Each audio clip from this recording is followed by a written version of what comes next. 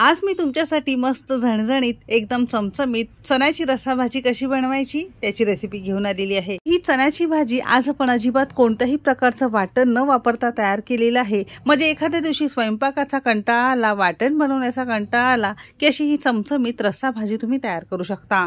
आता हीच भाजी जर तुम्हाला डब्यासाठी सुकी करायची असेल तर ती कशी करायची ते सुद्धा पुढे व्हिडिओमध्ये तुम्हाला मी सांगितलेलं आहे, म्हणून व्हिडिओ अगदी शेवटपर्यंत नक्की पहा। चला तर मग वेळ न घालवता रेसिपीला सुरुवात करूया। पुन्हा बटाट्याची चमचमीत बिना वाटणाची रसाभाजी बनवण्यासाठी सगळ्यात पहिल्यांदा इथे आपण मेजरिंग कपने 1 कप आणि वजनी म्हणाल तर साधारणतः 150 ग्राम प्रमाणात कच्चे चणे घेतलेले आहेत। सुरुवातीला स्वच्छ पाण्याने धुवून घ्यायचं आहे आणि पूर्ण रात्रभर किंवा 5-6 तास आपल्याला हे पाण्यामध्ये भिजत ठेवायचं आहे। तुम्ही फक्त चण्याची भाजी करू शकता, आपण इथे बटाटा सुद्धा यामध्ये वापरलेला आहे। इथे आपण एक मध्यम आकाराचा कच्चा बटाटा सालांसकट मोठ्या मोठ्या फोडींमध्ये चिरून घेतलाय। आवडीप्रमाणे छोट्या छोट्या फोडी करून घेतल्या तरी सुद्धा चालू शकेल। तर इथे चण्याच्या भाजीमध्ये आपण बटाटा घालणार आहोत। तुम्ही फक्त चण्याची भाजी अगदी सारख्याच पद्धतीने तयार करू शकता। जर भाजी झटपट करायची असेल तर कुकर अगदी बेस्ट आहे। तुम्ही कढई किंवा टोपामध्ये अगदी सारख्याच पद्धतीने करू शकता। आता याच कुकरमध्ये तुम्हाला जर सुकी भाजी करायची असेल ते सुद्धा पुढे व्हिडिओमध्ये मी तुम्हाला सांगितलेलं आहे। सुरुवातीला कुकर चांगला गरम करून घेतलेला आहे, त्यामध्ये पळीभर आपण तेल घेतलेलं आहे। तेल तुम्ही तुमच्या आवश्यकतेनुसार कमी अधिक करू शकता। तेल हलकसं गरम झालं की अर्धा चमचा जिरं घातलेलं आहे। जिरं छान फुललं की 5-6 लसणाच्या ठेचलेल्या ताज्या पाकळ्या घातलेल्या आहेत। शक्यतो भाजीला ताजं लसूण घाला, भाजीला चव अगदी छान येते। अगदी मंद आचेवर अगदी तळापासून ढवळत 1-2 मिनिटं थोडंसं आपण हे छान परतून घेतलेलं आहे। आता यामध्ये एक मध्यम आकाराचा जमेल तितका बारीक बारीक कांदा आपण चिरून घेतलेला आहे। तुमच्याकडे जर बारीक भाजी चिरण्याचं चॉपर वगैरे असेल तर त्याने सुद्धा तुम्ही हे करू शकता। जितकं जमेल तितकं बारीक बारीक सगळी जिन्नस आपल्याला ठेचून किंवा अशी चिरून वापरायचा आहे। कांदा सुद्धा आपल्याला छान गुलाबी रंगावर परतून घ्यायचा आहे, त्यापेक्षा जास्त रंग बदलायचा नाही तर भाजीला थोडीशी कड़वट चव येऊ शकते। तर इथे साधारणतः 2 ते 2.5 मिनिटं मोठ्या आचेवरच अगदी तळापासून ढवळत कांदा आपण छान लालसर परतून घेतलेला तुम्हाला दिसत असेल। कांदा छान गुलाबी झालेला आहे। आता या साईडला 2 मध्यम आकाराचे किंवा एक मोठा असेल तर फक्त एकच घ्या, पण जितका बारीक चिरून घेता येईल तितका बारीक चिरून टोमॅटो घ्यायचा आहे।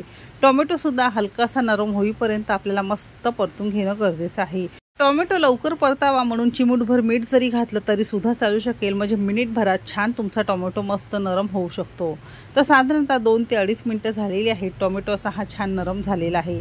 थोडीशी बारीक चिरलेली कोथिंबीर घालणार आहोत। आता यामध्ये आपण अजिबात कोणतंही वाटण वापरलेलं नाही, त्यासाठी आपण इथे 1 चमचाभर गोडा मसाला वापरलेला आहे, जो आपल्या कुकिंग तिकीट मराठीचाच गोडा मसाला आहे। यामध्ये तीळ आहे, खोबरं आहे, वेगवेगळे गरम मसाले आहेत, बेडगी मिरच्या आहेत, आणखीन काही सिक्रेट मसाले या गोडा मसाल्यामध्ये आपण वापरलेला आहे। तर कुकिंग तिकीटचा हा गोडा मसाला अगदी घर बसल्या तुम्हाला फ्री डिलिव्हरी ऑर्डर करायचा असेल तर डिस्क्रिप्शन मध्ये माझा व्हॉट्सअप नंबर दिलेला आहे।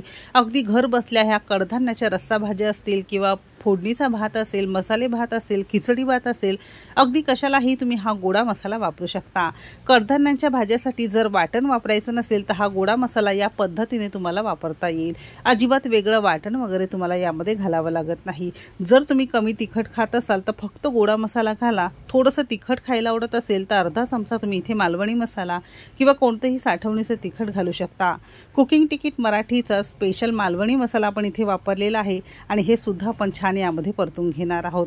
मसाले तुम्ही तुमच्या आवश्यकतेनुसार कमी अधिक करू शकता। जर कमी तिखट खात असाल तर फक्त तुम्हाला इथे गोडा मसालाच वापरायचा आहे।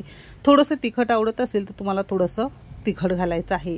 हळद घालायची राहून गेली तर अगदी पाव चमचा आपली शुद्ध सेलमची डंकावर कुटलेली हळद पावडर वापरलेली आहे। हे सगळे मसाले अगदी घर बसल्या फ्री डिलिव्हरी तुम्हाला ऑर्डर करायचे असेल तर डिस्क्रिप्शन मध्ये माझा व्हॉट्सअप नंबर दिलेला आहे। कृपया फक्त मेसेज करून तुम्ही हे सगळे मसाले आपल्याकडून ऑर्डर करू शकता। सगळे मसाले अगदी मंद आचेवर छान तेल सुटेपर्यंत परतून घेतल्यानंतर बटाट्याच्या फोडी घालणार आहोत। बटाट्याच्या फोडी सालांसकट जर घेतलं तर भाजीला चव अगदी छान येते। बटाटे असे हे जिन्नसांमध्ये आपण मस्त परतून घेतल्यामुळे त्याच्या आतपर्यंत सगळे फ्लेवर्स मुरले जातात आणि भाजीला अगदी छान चव आणि बटाट्याला मस्त चव येते।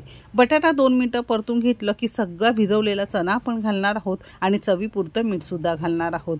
हा गोडा मसाला वापरायचा कसा, बऱ्याच जणांचे प्रश्न होते। तर हा गोडा मसाला वापरून तुम्ही कोणत्याही प्रकारचं कडधान्याची भाजी किंवा सुकी रसा भाजी सारख्याच पद्धतीने करू शकता। कडधान्याच्या भाजीसाठी स्पेशली गोडा मसाला वापरला जातो। त्यामध्ये खोबरं, खसखस, तीळ, गरम मसाले, मिरच्या असल्यामुळे तुमच्या कडधान्याच्या रस्सा भाजीला चव छान येते। अजिबात कोणत्याही वाटणाची गरज लागत नाही।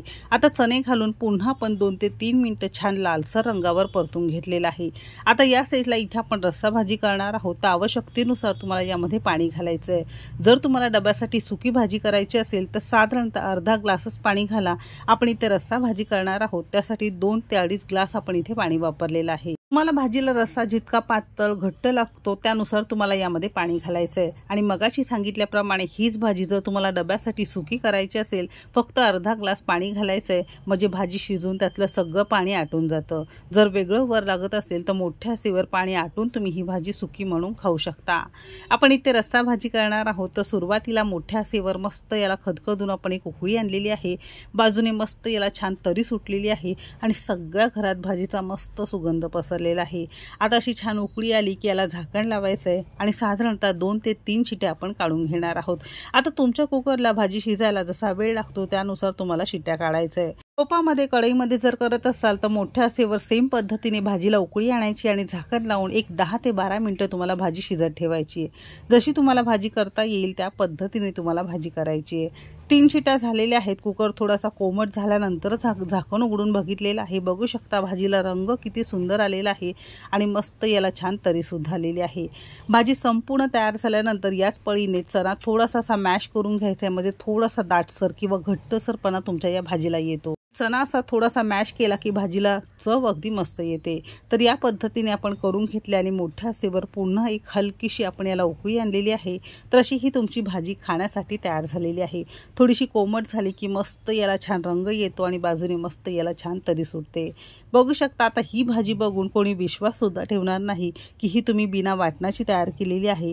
गोडा मसाला वापरून तुम्ही अशी ही चण्याची भाजी नक्की करू शकता। आपल्याकडून बऱ्याचशा मंडळींनी गोडा मसाला घेतलेला आहे आणि त्यांना तो खूप आवडलाय, पण तो वापरायचा कसा हे त्यांना कळत नव्हतं, म्हणून तुमच्यासाठी हा खास व्हिडिओ।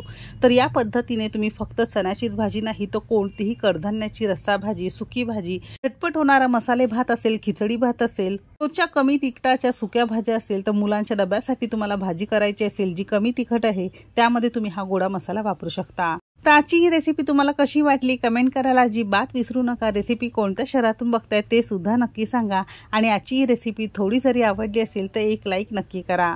चला तर मग भेटू एक मस्त आणि जबरदस्त रेसिपी सोबत। तोपर्यंत मस्त खा आणि स्वस्त रहा।